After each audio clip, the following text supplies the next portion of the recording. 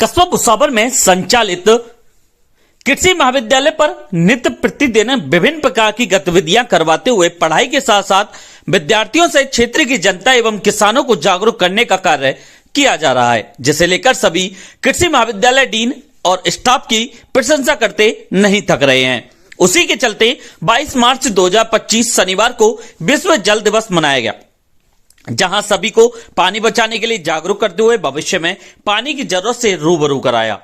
महाविद्यालय के dean doctor Udayvan Singh ने बताया कि एसकेएन कृषि विश्वविद्यालय जोबनेर के कुलपति प्रोफेसर बलराज सिंह ने इस कार्यक्रम की अध्यक्षता करते हुए ऑनलाइन संबोधित किया। उन्होंने कहा कि जल के बिना जीवन संभव नहीं है, क्योंकि यह सभी जीवों की बुनियादी आवश्यकता है। डॉक्टर उदयवान सिंह ने कहा कि भारत में जल संकट की प्रमुख वजह अत्यधिक पानी का दोहन, अव्यवस्थित जल प्रबंधन, जलवायु परिवर्तन, बढ़ती जनसंख्या और जल स्रोतों का प्रदूषण है। हम जल स्रोतों को बचाने के लिए वर्षा जल संचयन, पानी की बर्बादी को रोकना, जल पुनर्चक्रण और जल संरक्षण के उपायों को लागू कर सकते हैं।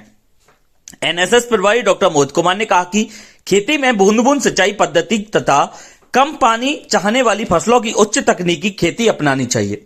डॉक्टर राहुल कुमार ने कहा कि हमें जल बर्बाद करने वाली आदतों जैसे नल की टोटी खुला छोड़ना, रसोई, टॉयलेट व बाथरूम में पानी की दुरुपयोग छोड़ना चाहिए। डॉक्टर बीएल जाखड़ ने कहा कि जल स्रोतों में गंदगी नहीं डालनी चाहिए व उन्हें समय समय पर साफ करना चाहिए। इस अवसर पर डॉक्टर एसएल यादव, गीता गवारिया, दीपक मीना सहित महाविद्यालय स्टाफ व विद्यार्थी उपस्थित रहे, जिन्हें आमजन को भी पानी बचाने के प्रति जागरूक करने को लेकर अपील की गई। आज कृषि महाविद्यालय भुसावर पर विश्व जल दिवस मनाया गया, जिसे श्री कर्ण नरेंद्र कृषि विश्वविद्यालय जोबनेर के कुलपति प्रोफेसर बलराज सिंह ने ऑनलाइन संबोधित किया। जल ही जीवन है।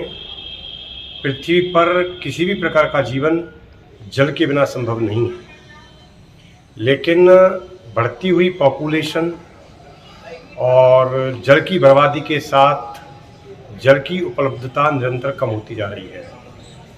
भारत में 18% जनसंख्या है, जबकि विश्व का 4% जल ही उपलब्ध है। राजस्थान की स्थिति तो और भी भयावह है। 9% क्षेत्रफल में केवल 1% भारत का जल उपलब्ध है। हमारी पुरानी पद्धतियों को हमें अपनाना होगा। जल की एक एक बूंद का सदुपयोग करना होगा। हमें नदियों के जल स्रोतों की जो प्रदूषित करते हैं, गंदगी उसमें डालते हैं, उससे भी हमें रोकना होगा। साथ ही जल के जो खेती में उपयोग होता है, जिसमें कि हम काफ़ी बाढ़ पद्धति से इसकी सिंचाई करते हैं, बूंद बूंद सिंचाई पद्धति से सिंचाई अपनानी पड़ेगी। और हर खेत का पानी खेत में, गांव का पानी गांव में और घर का पानी घर में रखना पड़ेगा। और ये जागरूकता हमें प्रत्येक नागरिक तक पहुंचानी होगी कि हम नल को खुला छोड़ देते हैं और उसमें टोटी नहीं लगाते, और इस तरह से जो जल की बर्बादी करते हैं, ये बहुत खतरनाक है।